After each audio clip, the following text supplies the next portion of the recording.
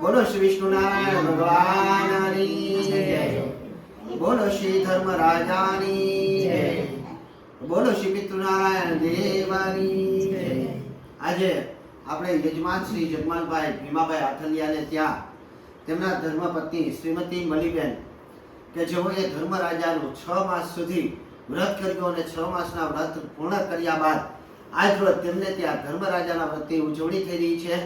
ત્યારે ધર્મરાજાની ઉજવણી થઈ રહી છે ત્યારે ધર્મરાજાના માતૃશ્રી એટલે કે ભગવતી રાંદલના પણ તેઓએ ચાલોટે તેડા કર્યા છે। સાથે સાથે આજે મહાપ્રસાદ સહિત અનેક ધર્મને લગતા કાર્યક્રમો છે। ધર્મરાજાની કથા સાથે સત્સંગ મંડળ પણ છે અને ભજનનો કાર્યક્રમ પણ છે। આજ રોજ આજે અમે છે આ ધર્મરાજાનું વ્રત ખૂબ જ ઓછા બહેનો કરે છે અને ધર્મરાજાનું વ્રત અહીંયા હું આજ રોજ જે પાઠ માંડી આજ રોજ બીજી વખત લગભગ મેં 2012 કે 13 ની અંદર ધર્મરાજાના વ્રતનો પાઠ માંડ્યો હતો। ત્યાર પછી ધર્મરાજાનો પાઠનો મને 2-3 વખત આમંત્રણ મળેલું, પરંતુ આની અંદર ખૂબ જ મોટી મહેનત હોવાના કારણે મેં અન્ય લોકોને મળી જાય તો સારું એવું કહી અને એ લોકોને ના પાડી હતી। પરંતુ અહીંયા ધર્મરાજાનું વ્રતનું જે આ મંડળ બનાવવામાં આવેલું છે, આ મંડળ બનાવવામાં આવેલું છે, મંડળની અંદર ખૂબ જ મહેનત થાય છે। અમે 10 વાગ્યાનું મંડળ બનાવતા હતા, અત્યારે 3 વાગ્યા છે, એટલે કે 5 કલાક ખાલી આ ધર્મરાજાનું મંડળ બનાવવા માટે ગયું। અને ધર્મરાજાનું અમે પણ સંશોધન કરવા ગયા હતા। મેં મારા ગુરુજીને પણ પૂછવા ગયો કે ગુરુજી આની અંદર કઈ રીતે હોય છે, અને વાર્તાની કથાની અંદર ઘણી બધી લૌકિક કથાઓ હોય છે, તો ઘણી અલૌકિક કથા પણ હોય છે, તો લૌકિક કથા શું છે અને અલૌકિક કથા શું છે એ સર્વત્ર તો ધર્મરાજાનું આપણે પરિપૂર્ણ પૂજન કરીએ ત્યારે તમને સમજાવું છું। પરંતુ લોકોને જાણ થાય અને ધર્મરાજાથી લોકો જે કાંઈ એમ કહે છે કે યમનું તેડું આવે તો લોકો ડરતા હોય, યમરાજાનું પૂજન નથી કરતા, યમરાજાથી બીકતા હોય। પરંતુ યમરાજાનું નામ ખરેખર જે ધર્મના રાજા છે। યમલોક આપણે કહીએ છીએ, પણ યમલોક એનું નામ શા માટે પડ્યું તો કે યમ ન્યાના રાજા બન્યા એટલે યમલોક પડ્યું, બાકી ન્યા ધર્મલોકના રાજા બન્યા યમ, એટલે એ ખરેખર જે લોક છે એ લોકને ધર્મલોક તરીકે ગણવામાં આવે છે અને ધર્મલોકના રાજા એટલે યમરાજા, અને એ ધર્મરાજાનું આપણે આજે સ્થાપન પૂજન કરીએ છીએ। અહીંયા જો તમને વિસ્તૃત વાત સમજાવું તો ખાલી એટલું કહી શકું તમને કે જ્યારે ભગવાન વિષ્ણુને આ પૃથ્વી ઉપરના અધિપતિ બનાવવામાં આવ્યા, એટલે કે વિષ્ણુનું સ્થાન જ્યારે ભગવાન તરીકે, હું વારે ઘડીએ દરેક પૂજાની અંદર એક શબ્દ સમજાવું છું કે કોઈ પણ પૂજા હોય એની અંદર જે ભગવાનનું પૂજન થાય એ ભગવાનના પૂજનની અંદર ભગવાન તરીકે તમે જો કોઈને માનો તો ભગવાન તરીકે અત્યારે જે કલ્પ હાલે છે તે કલ્પ શ્રી શેતવારા કલ્પ છે, અને શ્રી શેતવારા કલ્પના રાજા તરીકે ભગવાન વિષ્ણુ છે। અને ભગવાન વિષ્ણુએ જ્યારે આ જે લોકો આ પૃથ્વી પર મૃત્યુ પામે અને મૃત્યુ પામ્યા પછી એક લોકની અંદર એને જગ્યા આપવાની, એ જગ્યા છે એ જગ્યાને નામ ધર્મલોક પાડ્યું। પરંતુ આ ધર્મલોકની અંદર સંચાલન કરવા વાળું તો કોઈ હોવું જોઈએ ને, તેના રાજા તરીકે કોને નિમવા, ત્યારે એને ફરીથી સહાય માંગી। તો ત્રિદેવ જે આપણે મુખ્ય ગણીએ છીએ, જેની અંદર બ્રહ્મા, વિષ્ણુ અને રુદ્ર, તો વિષ્ણુ તો ભગવાન હતા, એટલે રુદ્રને અને બ્રહ્માને બોલાવીને પૂછ્યું કે આપણે શું કરવું જોઈએ ભાઈ, આ જે લોકો મૃત્યુ થઈને આવે એ લોકોના રાજ્યની અંદર રાજા તરીકે કોને મૂકવા જોઈએ।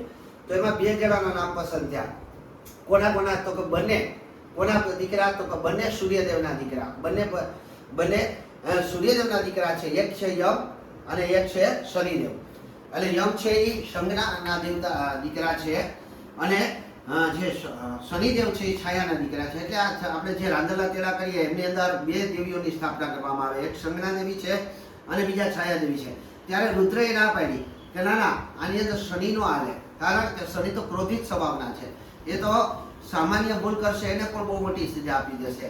તો કે ધર્મનિરક્ષક છે, જે ધર્મનું પાલન કરે છે પરિપૂર્ણ, ધર્મનું પાલન શનિ પણ કરે છે, ન્યાયના દેવતા પણ છે, પણ શનિ ક્રોધિત છે, જ્યારે યમરાજા હતા એ શાંત સ્વભાવના હતા। એટલે યમરાજા પરિપૂર્ણ કોઈ નાનો ગુનો કરીને જાય, મેં હું મારે ઘડીએ સમજાવું છું, પાદ્યમસ્તુ શિક્ષા, પગના તળિયાથી માંડીને માથાના વાળ સુધી તમે જે પાપ કરો એની સજા ત્યાં મળતી હોય છે। તો કોઈ કે ખાલી સામાન્ય પાપ કરેલો હોય તો એને ફાંસીએ ચડાવી દે, તમે કોઈક 500 રૂપિયા ચોરી હોય તો તમને 14 વર્ષની સજા થાય।